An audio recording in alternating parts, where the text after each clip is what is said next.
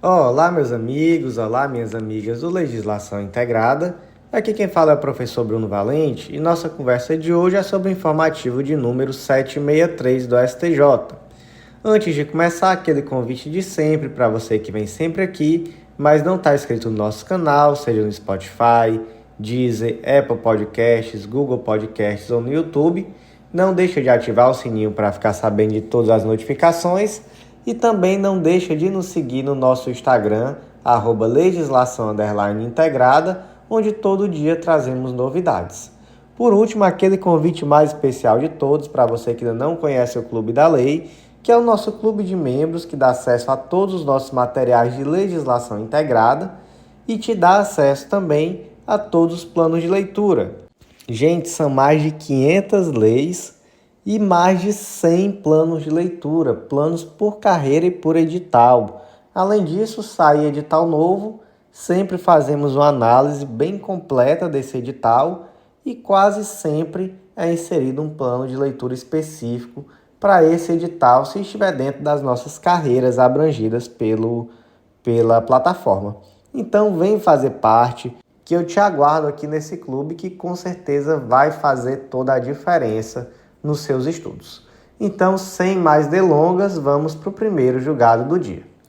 E o primeiro julgado de hoje, da primeira sessão da STJ, foi inserido na Lei 9.099 de 95, Lei dos Juizados Especiais, destaque da seguinte forma: compete às câmaras reunidas ou à seção especializada dos TJs a competência para processar e julgar as reclamações destinadas a dirimir divergência entre acórdão prolatado pela turma recursal estadual e jurisprudência do STJ, consolidada em incidente de assunção de competência ou de resolução de demandas repetitivas, em julgamento de recurso especial repetitivo e em enunciado de súmula do STJ. Então, qual é a questão aqui? Suponha que existe divergência entre a jurisprudência de uma turma recursal de juizado e a jurisprudência do STJ. Qualquer jurisprudência do STJ? Não, né? Aquela jurisprudência consolidada através de incidente de assunção de competência, incidente de resolução de demanda repetitiva, julgamento de recurso especial repetitivo ou enunciado de súmula do STJ. Beleza? Existe essa divergência. Como é que se faz para uniformizar, para conformar, melhor dizendo, essa jurisprudência da turma recursal em relação àquela do STJ? A Lei 9.099 ela acaba não trazendo um mecanismo de revisão dessas decisões da turma recursal e nem de uniformização de jurisprudência.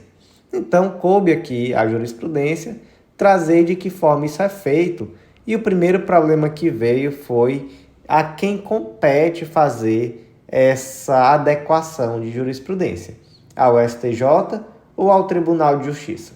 Eu acho que aquilo que vem primeiro à cabeça é imaginar que seria o STJ, já que em um primeiro momento não parece ser algo tão natural assim ver o Tribunal de Justiça rejulgando aquilo que a TR, que a turma recursal, em primeiro lugar julgou. Só que o STJ disse que é isso mesmo que acontece. Quem vai fazer esse tipo de uniformização, de conformação de jurisprudência é o Tribunal de Justiça, através de quem? De uma seção especializada ou das câmaras reunidas.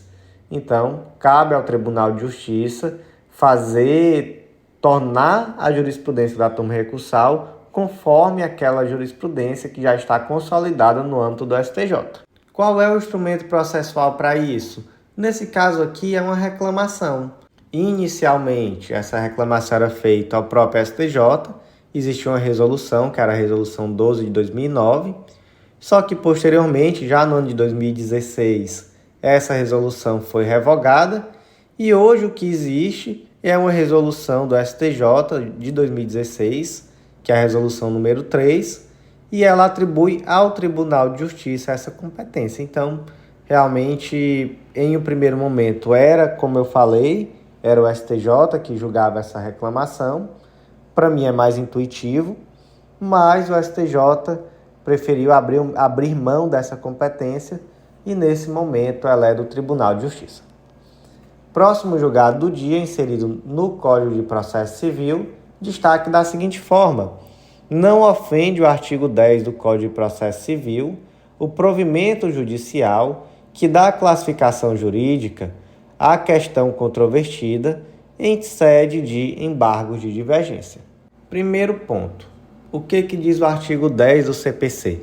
O juiz não pode decidir, em grau algum de jurisdição, com base em fundamento a respeito do qual não se tenha dado às partes a oportunidade de se manifestar, ainda que se trate de matéria sobre a qual se deva decidir de ofício. Esse artigo 10, ele tem o objetivo de trazer um contraditório mais qualificado ao processo. Então, se tratou aqui de um artigo que, quando o CPC de 2015 foi editado, até trouxe uma certa polêmica, uma certa resistência por parte de muitos juízes. Lembro bem de como isso se deu em um primeiro momento.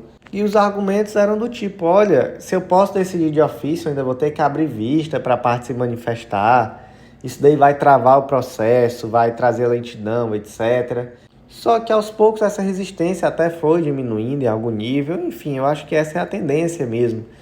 E um ponto que é muito interessante é que esse contraditório ele não é somente em relação à questão de fato.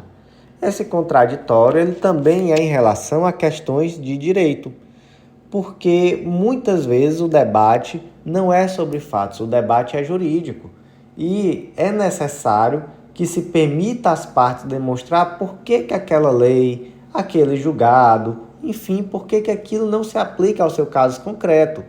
Portanto, quando uma parte simplesmente traz um argumento que seja jurídico e não de fato, e a outra parte não se manifesta, você acaba de fato quebrando o contraditório e deixando de oportunizar a essa outra parte que demonstra que não, olha, eu sei que isso aqui existe, mas isso aqui está superado, ou então isso aqui não se aplica.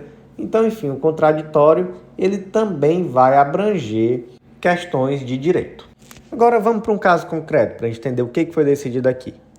A empresa X propôs uma ação em face da União, questionando a incidência de um determinado imposto em uma situação específica.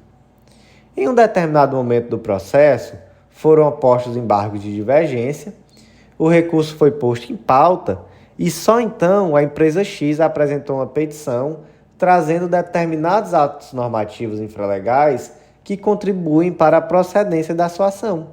Então, olha só, seguiu todo o processo quando foi lá num tribunal e um embargo de divergência, a empresa, depois que foi colocado em pauta esse julgamento do embargo de divergência, a empresa encontrou atos normativos infralegais que ela até então nunca tinha colocado no processo, nem a União jamais tinha trazido esses atos. E ela disse, olha, com base nesses atos infralegais, eu tenho direito aqui à procedência da demanda. E aí foi iniciada a votação. E o ministro relator julgou procedente a ação e ela trouxe no seu voto exatamente esses atos normativos que foram apresentados na petição. E aí a pergunta é, existe violação do artigo 10 nessa decisão? E aí foi-se considerado que não existe, porque no caso concreto, especificamente, a petição ela sequer foi considerada. Inclusive, foi-se demonstrado que quando essa petição foi protocolada, o voto já estava até feito. Então, não foi uma questão aqui de violar o contraditório, de, por exemplo, se embasar nessa petição sem ter previamente aberto vista para outra parte. Não foi isso que aconteceu. O que aconteceu aqui foi que, de fato, o ministro já tinha conhecimento que o direito era bom para a parte embargante, então ele já tinha esse conhecimento, ele já tinha conhecimento desses atos infralegais e ele embasou seu voto nisso. E aí o STJ disse, olha, nesse caso aqui não existe violação de contraditório. Se o ministro tivesse embasado o seu voto nessa petição, sem ter dado a possibilidade da União se manifestar, exercer seu contraditório sobre essa petição, Até que tudo bem, até que se poderia falar em um vício procedimental, mas realmente não foi o caso, então aqui não existe vício de procedimento. Ah, professor, mas tem um ponto, e o princípio da não surpresa? Porque o que o artigo 10 traz é exatamente isso, que o juiz não pode decidir com base em situação que não foi debatida. Então ele trouxe aqui uma classificação jurídica que não foi debatida no processo. Não existe uma violação então, professor? Olha, o STJ, em primeiro lugar, já decidiu que não se possui uma dimensão absoluta e automática e restrita ao princípio da não surpresa.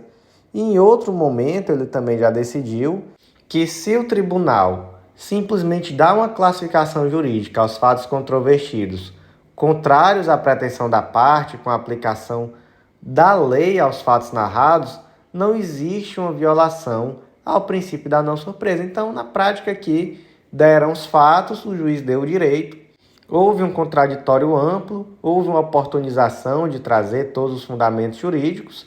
Então, realmente, o STJ entendeu que esse princípio da não surpresa ele não é aplicado assim de uma forma tão irrestrita.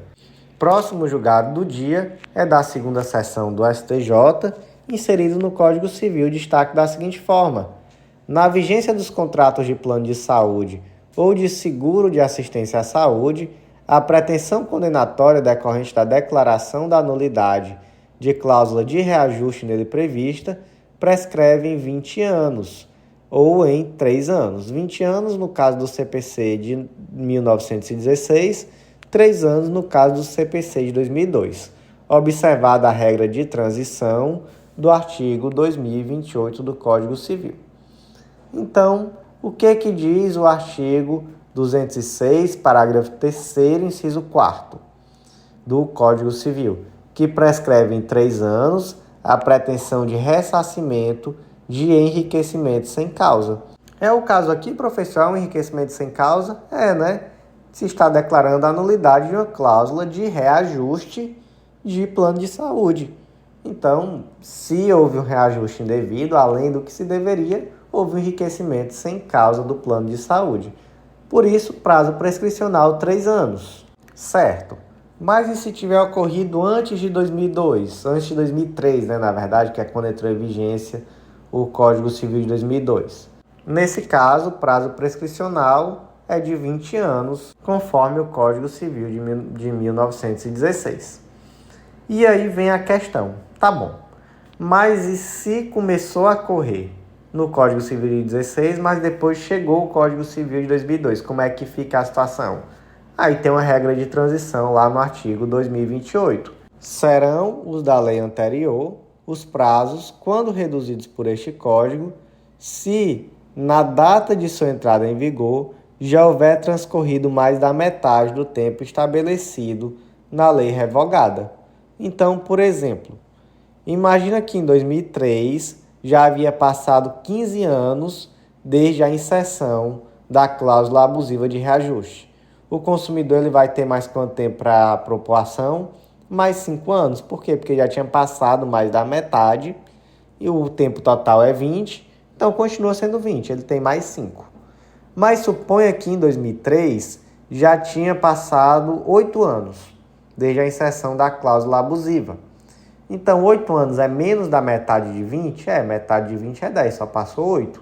Então, quanto tempo mais o consumidor vai ter desde que o Código Civil, entrou em vigor? Mais 3 anos. Por quê? Porque agora vai ser o prazo do Código Civil de 2002. Detalhe, existe uma tese repetitiva sobre esse tema, é o tema 610, a tese é desse jeitinho, e o que se pretendia aqui era uma superação dessa tese. O STJ entendeu que não existe nenhum motivo para superar essa tese no momento. Próximo julgado do dia da terceira sessão do STJ foi inserido no Código Penal Militar, destaque da seguinte forma: o reconhecimento da justa causa para a persecução criminal pelo delito do artigo 324 do Código Penal Militar exige que o Ministério Público indique na denúncia a lei, regulamento ou instrução alegadamente violada, além de descrever o ato prejudicial à administração militar. O que diz o artigo 324 do Código Penal Militar? Deixar, no exercício de função, de observar a lei, regulamento ou instrução, dando causa direto à prática de ato prejudicial à administração militar.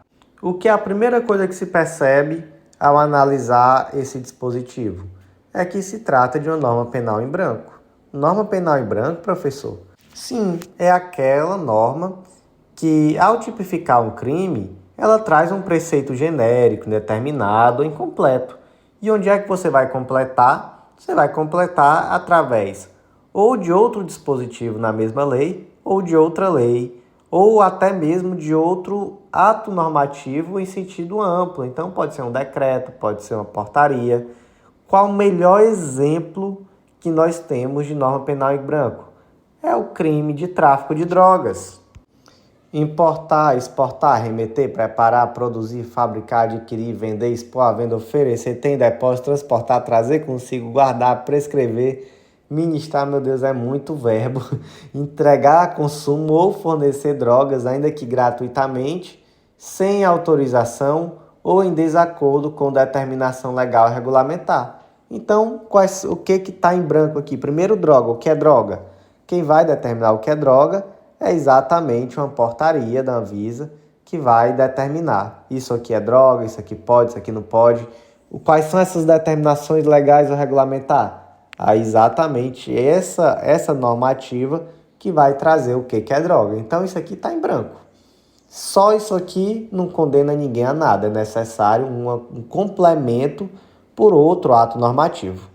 Da mesma forma acontece aqui nesse crime de inobservância de lei, regulamento ou instrução que está lá no CPM. Primeiro, o Ministério Público vai oferecer uma denúncia pela prática desse crime. O que é o mínimo que o Ministério Público tem que fazer? Ele tem que demonstrar qual foi a lei, regulamento ou instrução que foi desobedecida. Primeiro ponto, né? E sem isso, é até ilógico você imaginar a continuidade de uma ação penal. E segundo, ele tem que mostrar qual foi o ato prejudicial à administração militar. Não fez isso?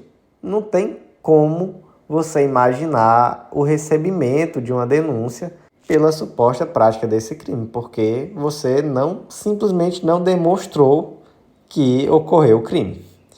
Próximo julgado do dia, inserido no Código Penal, destaque da seguinte forma: compete à Justiça Federal processar e julgar o crime de falsificação de documento público consistente na falsificação de identidades funcionais do Poder Judiciário da União.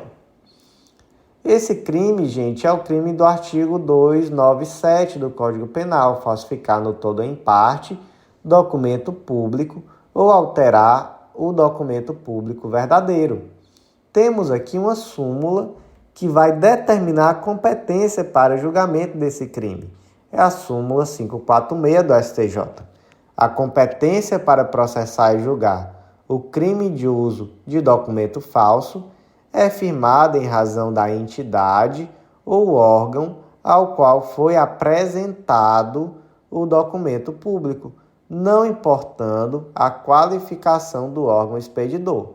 Aí você parou, pensou e disse, calma lá. Então, a competência é para quem foi apresentado o documento, não importando a qualificação do órgão expedidor. Mas o julgado aqui está dizendo que compete à Justiça Federal processar e julgar a falsificação do documento público consistente na falsificação de identidades funcionais do Poder Judiciário da União. Não está incondizente isso aqui, não? Tá não, gente. Por que não está incondizente? Porque aqui, no caso concreto, não houve apresentação desse documento. Então, o crime aqui não foi o do artigo 304 do Código Penal. Qual é o crime do 304? Fazer uso de qualquer dos papéis falsificados ou alterados. Aqui se referem os artigos 297 e 302. Nesse caso aqui, do artigo 304 do Código Penal, é que se aplica a súmula 546 do STJ. Por quê? Porque aqui você está fazendo uso do documento falso com o objetivo de ludibriar um terceiro, seja uma pessoa física, seja uma empresa, seja um ente público. E aí, nesse caso, o ente expedidor, ele é lesado só indiretamente. O seu ânimo é de lesar aquela pessoa que está recebendo o documento. Então, de quem é a competência? A competência vai ser firmada pelo local e pelo indivíduo ao qual se tentou apresentar o documento falso. Então, é assim no crime do 304. Mas no caso concreto aqui não houve uso, só houve a falsificação. Esse documento não foi utilizado. Então, se o documento não for utilizado, então a lesão vai ser em relação a quem? Vai ser em relação ao órgão expedidor. Você está no seu bolso com um documento falsificado, dizendo que você é servidor do Tribunal Regional Federal da 5ª Região, por exemplo, ou então que você é juiz federal. Então, existe aqui, de fato, claramente, uma lesão direta ao ente expedidor. Mas se eu estou utilizando, então muda o crime, O crime agora é o de utilizar. Se eu estou utilizando esse documento para dar uma carteirada, aí já não importa quem foi o ente expedidor. Aí importa quem é aquela pessoa que eu estou tentando ludibriar. Então, se, por exemplo, eu dei uma carteirada para a polícia estadual, polícia militar, competência, justiça estadual, local do fato. Mas se eu só fiz deixar essa carteira no meu bolso, não apresentei a ninguém, competência, justiça federal.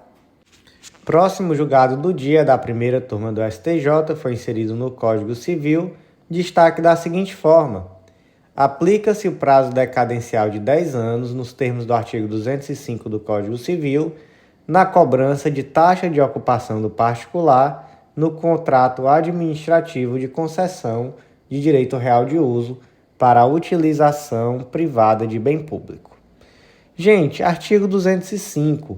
A prescrição corre em 10 anos quando a lei não lhe haja fixado prazo menor. É o caso aqui, Tem prazo menor previsto em lei? Não tem. Qual é a situação?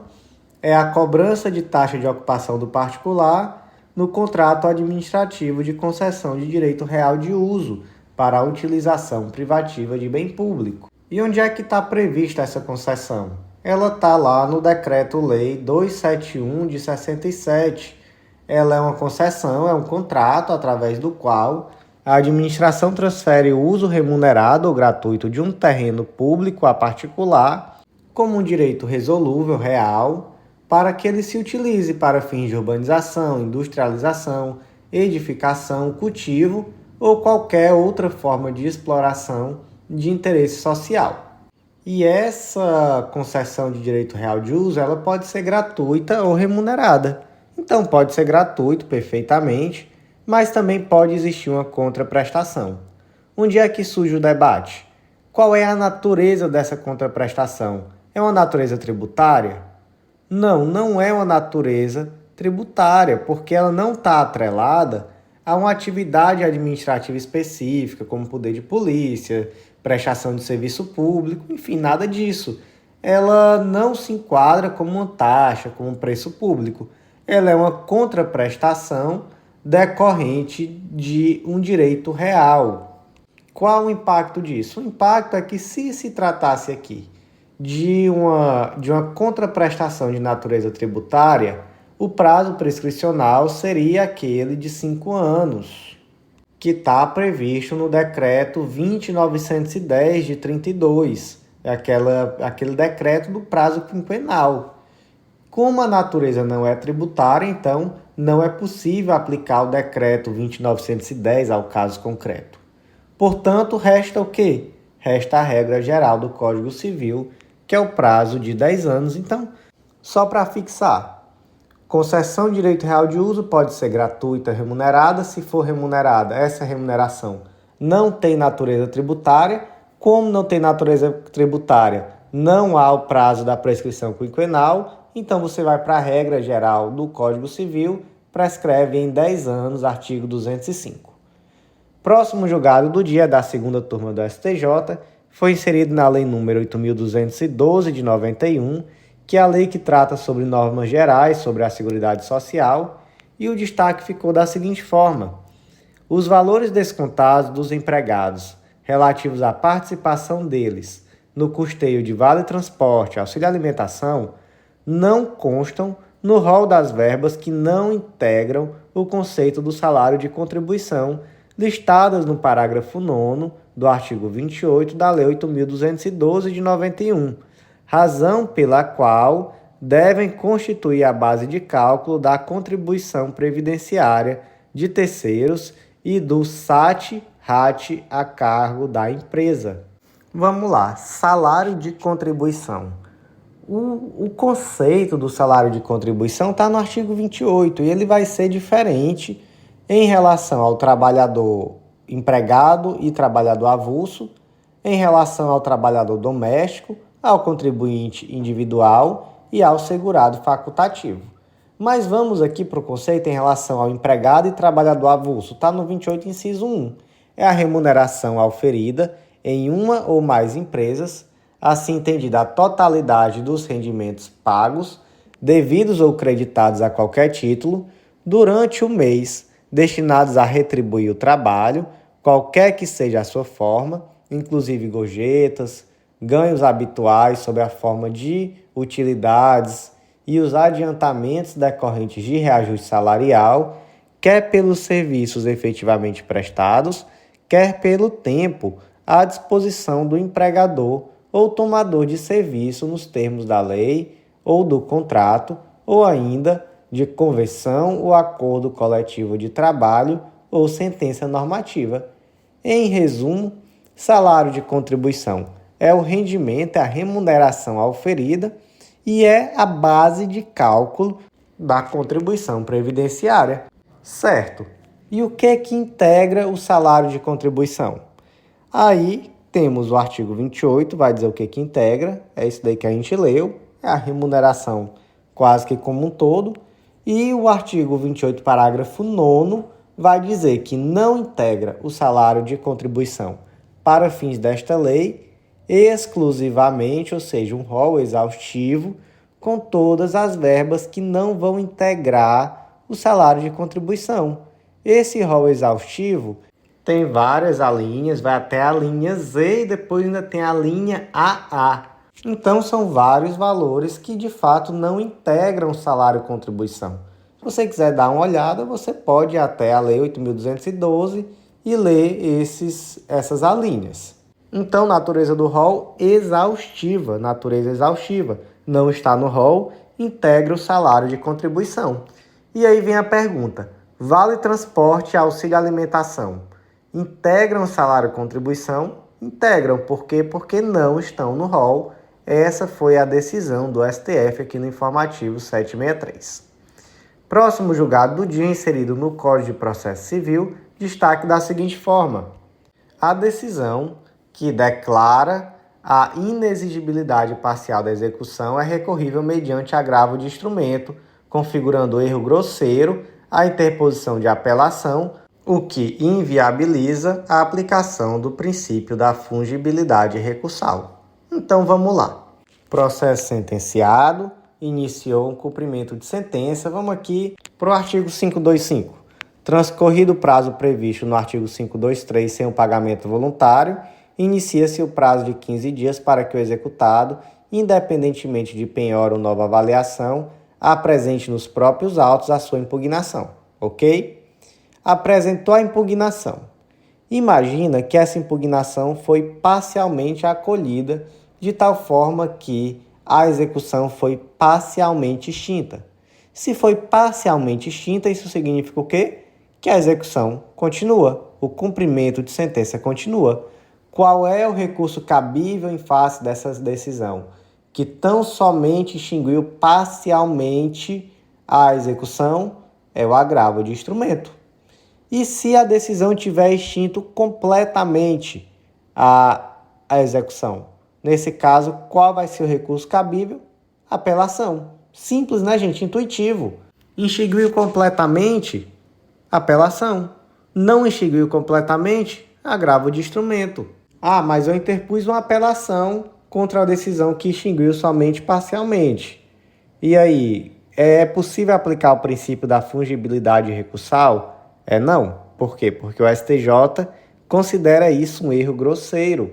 Então, mesmo que você respeite o prazo, enfim, não é possível aproveitar. Próximo julgado do dia é da terceira turma do STJ, foi inserida no Código Civil e o destaque ficou da seguinte forma: na execução de alimentos, não pode a genitora, na condição de representante legal, se subrogar nos direitos da credora menor sobre a prestação referente a alimentos in natura que aquela pagou em virtude da inadimplência do genitor/executado, devendo ajuizar ação própria. Gente, que decisão problemática. Tá em dúvida se vai homologar acordo, se vai celebrar acordo de alimentos in natura? Vamos entender esse julgado para poder sua dúvida acabar, porque esse julgado aqui é problemático. Caso concreto adaptado: José e Carla são pais de Isolda, criança de 10 anos de idade. Atualmente, a Isolda mora com a mãe, devendo o pai lhe pagar alimentos que foram fixados, parte em pecúnia, dinheiro, meio salário mínimo por mês, e parte em natura, pagamento das refeições da criança na escola. Então, a Isolda estuda em escola, que tem um refeitório, e todos os meses o pai ficou responsável por ir até lá e pagar o valor referente ao almoço da criança na escola. O José, entretanto, passou a descumprir parte do acordo. Ele não pagou o valor das refeições, ele só pagou o dinheiro, o meio salário mínimo. A Carla, por sua vez, vendo aquela situação, a filha passando até por uma situação vexatória, ficando sem alimento na escola, foi lá e saldou a dívida junto ao refeitório para que as refeições continuassem sendo servidas à filha. Até aqui, ok. E aí, uma vez que a Carla pagou a dívida, ela entendeu que se subrogou nos direitos da filha, motivo pelo qual propôs a execução de alimentos, buscando reaver o dinheiro pago, e na ação foi decretada a prisão civil de José, porque ele de fato não pagou. Pergunta-se: a execução foi proposta corretamente? Era possível a prisão civil do José? A resposta é, segundo o STJ, não. Vamos ler aqui um pequeno trecho. À luz da jurisprudência desta corte, a genitora, mesmo na condição de representante legal, na presente execução por via reflexa, não poderia se subrogar nos direitos da credora dos alimentos, cujo objeto é pessoal e intransferível, não obstante o genitor tenha descumprido a obrigação alimentar contida no título executivo judicial. E aí, o que a Carla devia ter feito então, professor? Ela tinha que demandar em nome próprio em uma ação autônoma. Não era nem uma execução, não, uma ação de conhecimento mesmo, para poder demonstrar que ela efetuou uma despesa e aí requerer a cobrança por essa despesa. Então, para o STJ, isso aqui perdeu a natureza alimentar e se tornou uma questão patrimonial, não houve subrogação de nada. Aqui, realmente, Carla demanda em nome próprio uma ação de conhecimento, vai demonstrar que ela pagou a dívida do que era do José e vai requerer. Efeito prático disso, no máximo, uma penhora. Você tira qualquer possibilidade de prisão civil. E, gente, perdoem quem tem opinião diversa, mas aqui também eu preciso me posicionar que é uma decisão formalista, conservadora, que prejudica em muito a efetividade dessa execução. Então fica aqui o alerta, muito cuidado na hora de homologar acordo de alimentos que traga fixação de alimentos in natura. Muito cuidado, você está atuando como advogado, como defensor, como juiz, vamos evitar isso aqui ao máximo, porque realmente com esse tipo de posicionamento fica muito difícil a tutela do direito posteriormente.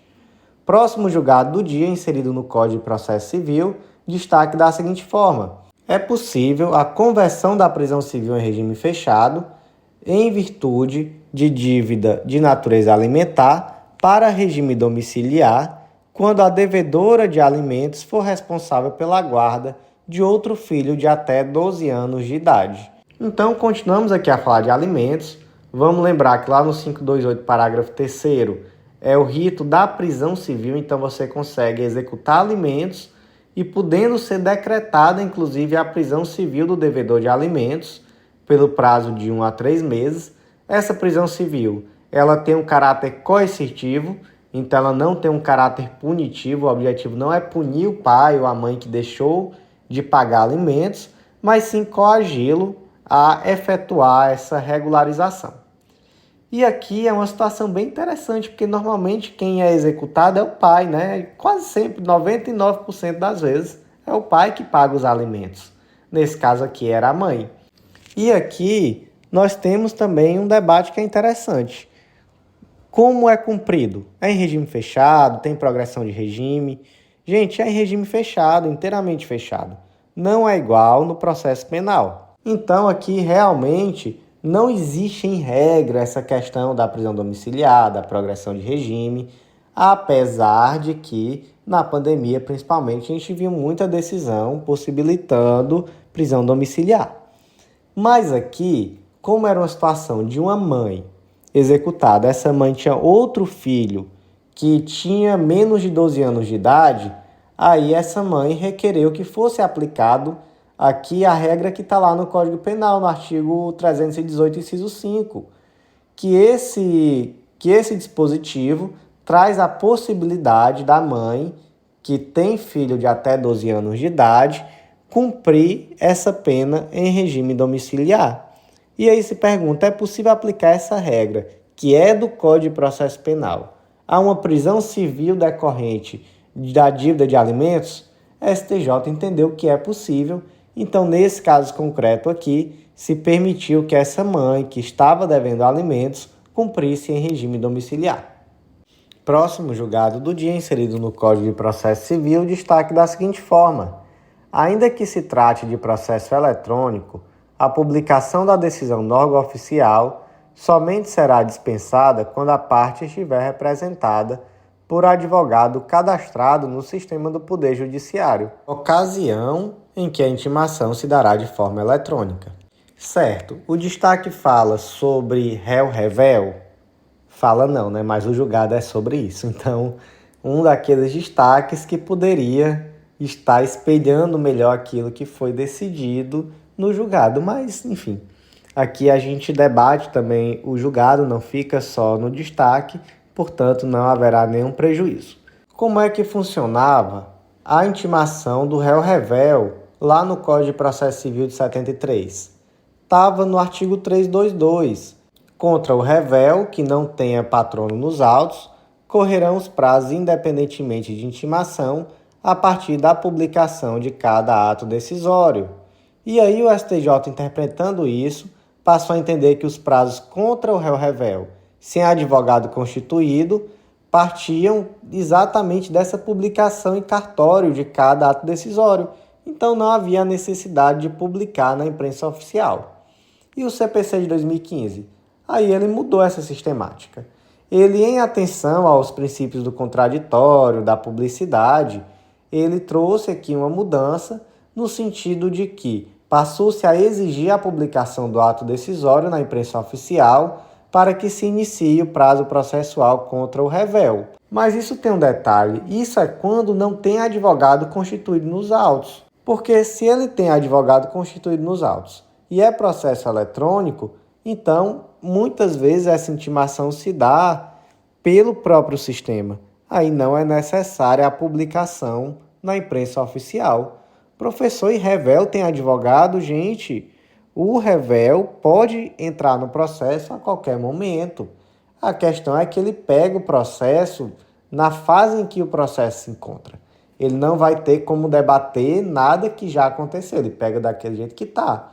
E aí pode entrar um advogado perfeitamente. Então vamos lá. A gente até incluiu uma tabelinha sobre isso lá no artigo 346. Quando é que se inicia o prazo em face do rével? Em processo eletrônico. Se tiver advogado constituído nos autos, vai fluir da respectiva intimação pelo sistema. Se não tiver, aí precisa de publicação no Diário Oficial. Próximo julgado do dia é da 4ª turma do STJ e foi inserido na Lei 8.009 de 90, que é a Lei da Impenhorabilidade do Bem de Família, e o destaque ficou da seguinte forma: as hipóteses permissivas de penhora do bem de família devem ser interpretados restritivamente, não havendo possibilidade de incidência da exceção à impenhorabilidade do bem de família, do fiador ao devedor solidário. Amigos, mantra na hora de estudar a lei da impenhorabilidade do bem de família. Todas as exceções ali são interpretadas restritivamente. Nós tivemos, eu acho que umas 4 edições de jurisprudência em tese no ano passado só sobre esse tema. E o mantra em quase todas as teses era isso: interpretação restritiva, sempre. Então vamos lá, para artigo 3º. A impenhorabilidade é oponível em qualquer processo de execução civil, fiscal, previdenciária, trabalhista ou de outra natureza, salvo se movido. Aí tem lá o inciso 7º, por obrigação decorrente de fiança concedida em contrato de locação. Essa é uma exceção que dá o que falar. Por quê? Regra: o indivíduo está devendo. Ele pode perder a casa que ele mora para pagar a dívida? Não pode. Se ele tiver sido fiador em contrato de locação, ele pode perder a casa? Pode. Se tiver sido uma locação comercial, ele pode mesmo assim ter o seu bem de família penhorado? Pode. Decisão do STJ recente. Até então, existia uma posição que era majoritária em sentido contrário. Se entendia que essa exceção à impenhorabilidade era só no contrato de locação residencial, mas hoje em dia não. Inclusive, o fiador de contrato de locação comercial pode ter seu bem de família penhorado. A questão é que aqui se está falando de fiança. Troca esse nome fiança por qualquer outra coisa. Vai poder penhorar o bem de família? Não vai. Então, tivemos uma decisão recente, por exemplo, que disse que não é possível a penhora do bem de família dado como caução em contrato de locação imobiliária. Então, caução é fiança? Caução não é fiança. Então, não é possível trazer essa exceção à impenhorabilidade, porque seria uma interpretação extensiva e aquilo que restringe direitos é interpretado restritivamente. Caso concreto adaptado: o Topázio, fundo de investimentos imobiliários, alugou um determinado imóvel na empresa X. O José assinou na qualidade de devedor solidário. A empresa X atrasou o pagamento, foi proposta a execução em face dela e do José, que era devedor solidário. E aí se requereu a penhora da casa que José mora. Por quê? Porque se disse: olha, você é um devedor solidário. Isso equivale a ser um fiador. Equivale, gente? Não, né? Não equivale. Interpretação sempre restritiva. Então, caução imobiliária, devedor solidário, qualquer nome, não é possível aplicar a exceção à impenhorabilidade do bem de família. Agora é fiador. Aí não importa se o contrato de locação é comercial, se é residencial, se é misto, em qualquer possibilidade vai ser possível a penhora do bem de família. Tem inclusive a tese de repercussão geral, o tema 1127, que diz que é possível essa penhora, inclusive no contrato de locação comercial. Próximo julgado do dia, inserido no Código Civil, destaque da seguinte forma: os pais detentores do poder familiar não respondem solidariamente por contrato oneroso de prestação de serviços escolares celebrado entre a instituição de ensino e terceiro estranho à entidade familiar. Aqui foi um distinguish, na verdade, porque o STJ tem uma posição de que os pais detentores do poder familiar têm o dever de garantir o sustento e a educação dos filhos, compreendendo aí a manutenção do infante em ensino regular, pelo que deverão solidariamente responder pelas mensalidades da escola em que o filho está matriculado. Resumindo, o contrato de locação é somente no nome da mãe, atrasou. A escola pode executar a mãe e o pai, dizendo que existe uma solidariedade. A STJ entende que pode. Só que aqui houve um distinguish, porque aqui o contrato não estava no nome do pai nem da mãe, estava no nome de um terceiro. Então é um benfeitor que paga essa escola para a criança. Pode ser um tio, pode ser um grande amigo. e essa pessoa é um benfeitor da criança e celebrou junto à escola um contrato de prestação de serviço em benefício daquela criança. Atrasou. É possível executar também os pais, dizendo que eles são solidariamente responsáveis de forma automática? Não. Aqui foi um distinguish realizado pelo STJ. Próximo julgado do dia, inserido no Código de Processo Civil, destaque da seguinte forma: não contraria o princípio da distrição o deferimento de medida cautelar que diverge ou ultrapassa os limites do pedido formulado pela parte, se entender o magistrado que essa providência milita em favor da eficácia da tutela jurisdicional. Artigo 297 e parágrafo único. Vamos ler? O juiz poderá determinar as medidas que considerar adequadas para a efetivação da tutela provisória. Parágrafo único. A efetivação da tutela provisória observará as normas referentes ao cumprimento provisório da sentença no que couber. Temos aqui no artigo 297 o tal do poder geral de cautela. O que é esse poder geral de cautela? É o poder segundo o qual o juiz tem a possibilidade de tomar as atitudes necessárias com o objetivo de conservar a utilidade do provimento jurisdicional futuro, inclusive ex officio. Então, o juiz verificou que é necessária uma atitude para preservar a utilidade daquele processo, ele pode tomar. Então, ele tem um poder geral amplo de cautela dentro do processo. Primeiro conceito muito importante, né? Segundo conceito, o princípio da distrição. Ele está aqui no destaque. Não contraria o princípio da distrição, aí tá. O que isso quer dizer? Significa que o juiz está adstrito ao pedido. Então, se a petição inicial traz um pedido de indenização no valor de R$1.000, o juiz pode proferir uma decisão que vai deferir essa indenização de até R$1.000. Ele não pode deferir de 1.500, de 2.000, mesmo que ele verifique no decorrer da ação que o pedido deveria ter sido 2.000, mas ele está adstrito ao pedido. Caso concreto adaptado. A empresa Soluções Limitada propôs ação em face da empresa Aplicações Limitada, alegando suposta utilização e aplicação de invenções por ela patenteada pela empresa demandada e sem autorização.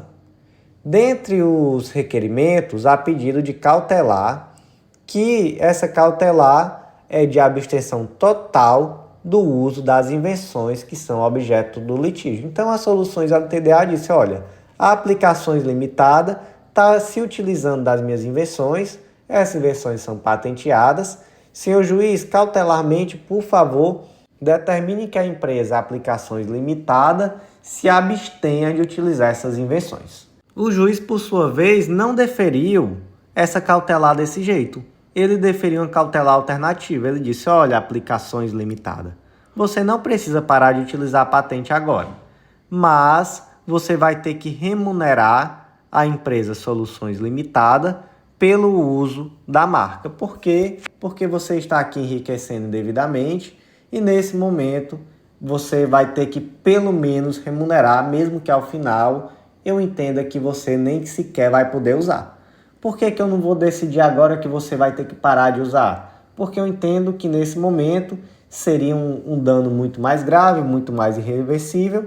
Então eu vou preservar aqui a utilidade do processo através dessa medida que é um meio termo entre o que foi pedido, mas é também algo diferente do que foi pedido. E aí, houve violação do princípio da distrição? Resposta, não.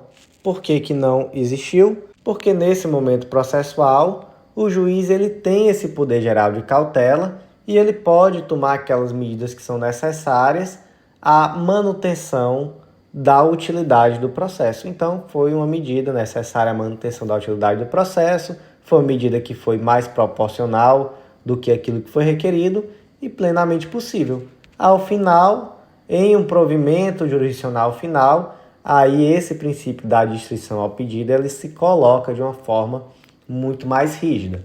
Mas nesse primeiro momento, onde há tão somente uma medida cautelar, existe aqui sim a possibilidade de utilização do poder geral de cautela. Próximo julgado do dia inserido no Código de Processo Civil, destaque da seguinte forma: não cabe a fixação de verba honorária decorrente do não conhecimento de recurso de apelação manejada por consórcio em conjunto com as empresas que o compõem, quando ente sem personalidade jurídica. O que é um consórcio de empresas? Ele é formado a partir de um contrato entre empresas consorciadas e é somente um contrato, então não há uma personalidade jurídica própria desse consórcio. É uma união de empresas a partir de uma relação contratual. E aí, no caso concreto, esse consórcio de empresas apresentou um recurso em face de uma determinada decisão em um processo. E aí, é possível admitir esse recurso? Não. Por quê? Porque não há legitimidade processual, já que o consórcio não tem personalidade jurídica. Então vamos lá. O consórcio interpôs o recurso, não foi admitido. Cabe condenação em honorários? Aí o STJ disse não, também não. Por um lado, não tem legitimidade para interpor o recurso, mas também, como aqui é uma mera ficção jurídica, não tem personalidade jurídica, também não há como condenar em honorários de sucumbência. Começa agora os julgados da 5ª turma do STJ e o primeiro destaque foi inserido no Código Penal Militar, destaque da seguinte forma: a Justiça Militar é incompetente para processar e julgar crime cometido por policial militar que, ainda que esteja na ativa, pratica a conduta ilícita fora de serviço, em contexto dissociado do exercício regular de sua função e em lugar não vinculado à administração militar. Então vamos lá, o Joãozinho, que por acaso é policial militar, cometeu um crime. Nesse momento que ele cometeu um crime, ele estava de folga, ele estava sem farda da corporação, ele não se identificou como policial, ele utilizou o seu veículo pessoal e utilizou uma arma particular. Pergunta-se, ele cometeu um crime militar? Não, gente. Não é pelo simples fato do Joãozinho ser militar que qualquer coisa que ele fizer vai ser crime militar. Ele não praticou nenhum dos fatos, ou melhor, não praticou fato em nenhuma das circunstâncias lá do artigo 9º do Código Penal Militar. E ele não se utilizou da sua condição de militar de nenhuma forma para cometer o crime. Então foi no veículo dele, ele estava à paisana, ele estava com a arma dele, ele nem sequer estava com a arma da corporação, ele não se apresentou como um policial militar. Então, de fato, temos aqui um crime comum, qualquer que tenha sido o crime praticado. Próximo julgado do dia, inserido no Código de Processo Penal, destaque da seguinte forma: são inadmissíveis as provas digitais sem registro documental acerca dos procedimentos adotados pela polícia para a preservação da integridade, autenticidade e confiabilidade dos elementos informáticos. Gente, essa decisão é importante. E essa decisão é muito importante, não é pouco importante. Desde o pacote anticrime, o tal do pacote anticrime, o termo cadeia de custódia entrou aí no radar dos profissionais do direito. Entrou de uma forma muito mais clara, passou a estar previsto expressamente no Código de Processo Penal, hoje em dia no artigo 158A.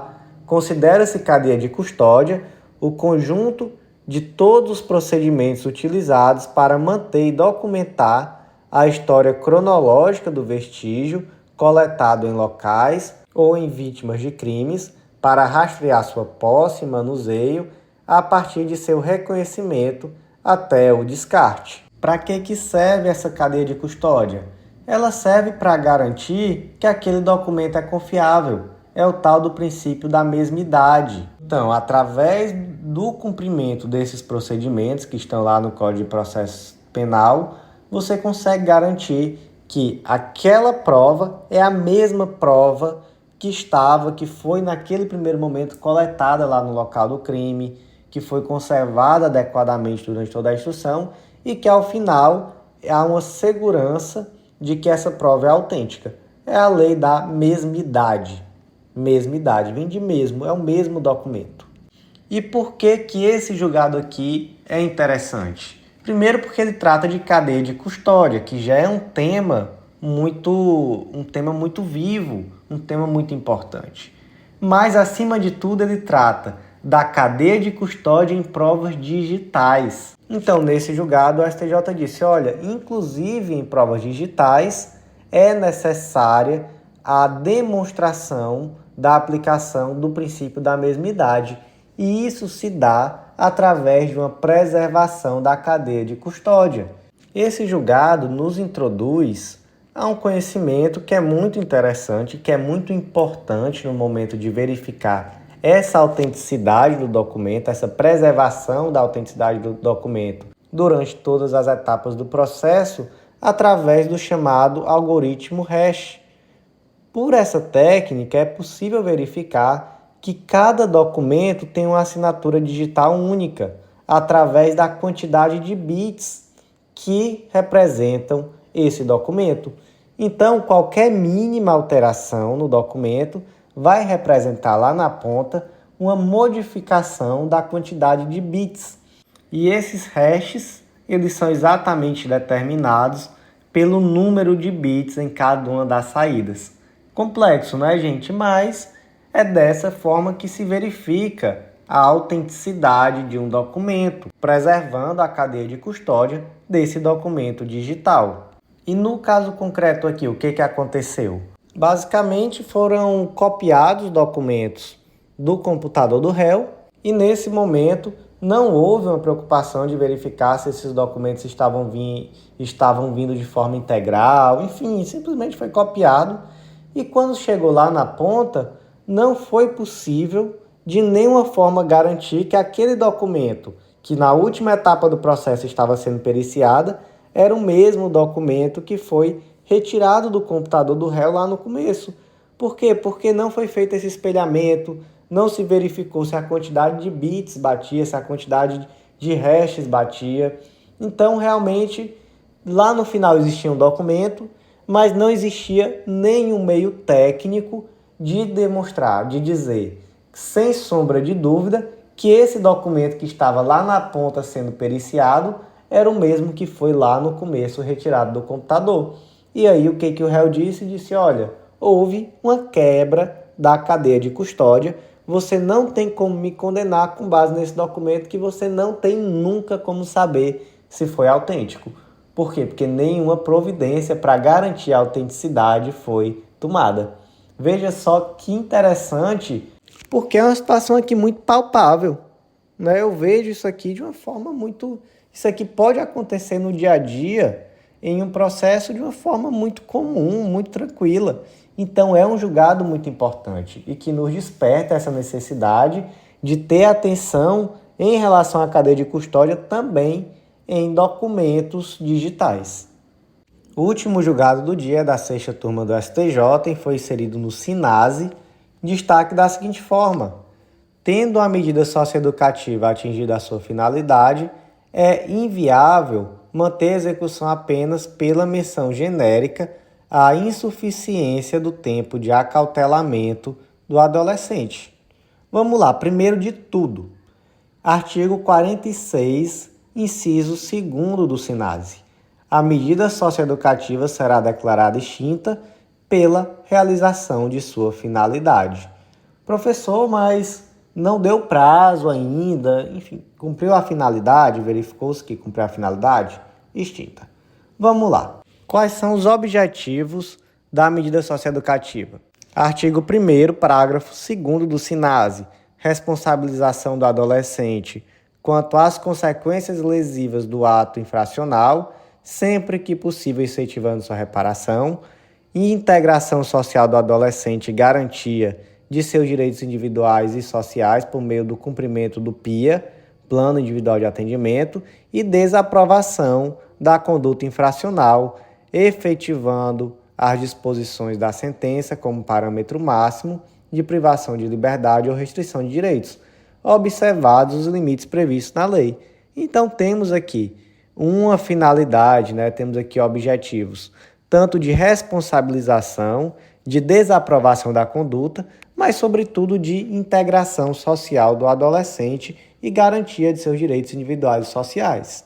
E além disso, temos que essas medidas são regidas pelos princípios da brevidade e da excepcionalidade. Então, realmente elas devem durar o menor tempo possível. Vamos aqui para um caso concreto. Imagina que o Joãozinho está cumprindo medida socioeducativa de internação e o laudo multidisciplinar foi no sentido de que a medida socioeducativa já cumpriu sua finalidade. Então, realmente, o laudo multidisciplinar foi no sentido de que deve ser extinta aquela medida socioeducativa que foi aplicada. O juiz está vinculado a esse laudo? O juiz não está vinculado a esse laudo. Mas aí existe um ônus argumentativo do juiz, naturalmente. Ele tem que fundamentar, ele vai dizer, olha, apesar do laudo multidisciplinar ser nesse sentido, por esse motivo, eu entendo que ainda há necessidade da manutenção dessa medida socioeducativa.